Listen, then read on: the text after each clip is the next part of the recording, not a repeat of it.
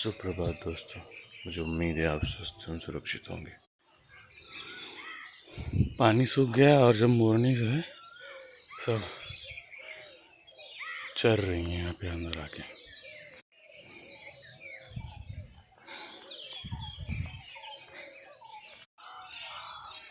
कल शाम को हल्की हल्की बारिश हुई थी और बादल अब भी है थोड़े थोड़े। लश ग्रीन दिख रहा होगा सब पेड़ों की पत्तियां। आप लोग अपने कामों पे जाते हुए दिख जाएंगे आपको। सूरज की लालिमा दिखाई देने लगी है हल्की हल्की। धीरे धीरे सूरज निकल रहा है। क्लियर दिख रहा है क्या सूरज? लोग टहल के जा रहे हैं।